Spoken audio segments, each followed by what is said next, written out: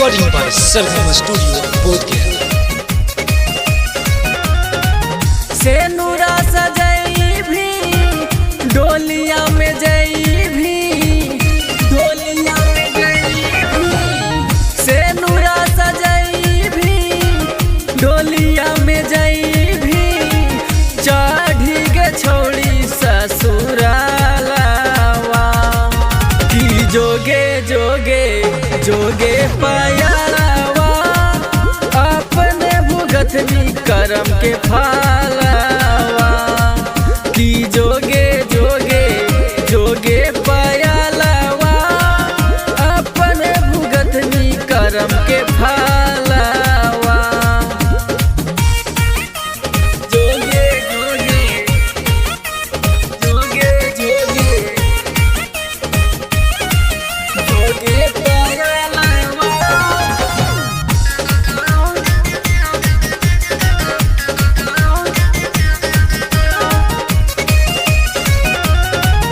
पिरिया कसम छौड़ी खैले हलही झूठ गे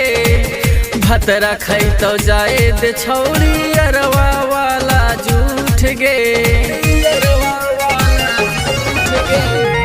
पिरिया कसम छौड़ी खैले हलही झूठ गे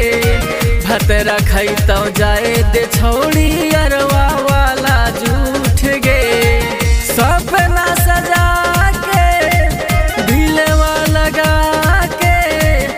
बन गेली छौड़ी तू दो गालवा की जोगे जोगे जोगे पायलवा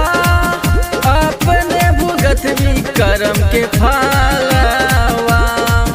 की जोगे जोगे जोगे पायलवा अपने भुगत भी करम के फालवा की जोगे जोगे जोगे जोगे जोगे पायलवा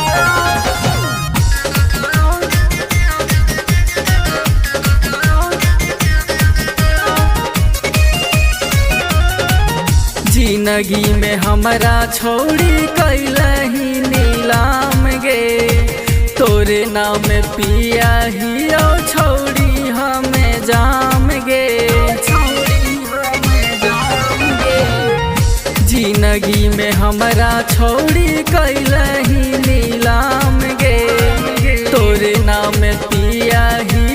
छोड़ी हमें जाम गे बहुत सताई भी पिया घर जाई भी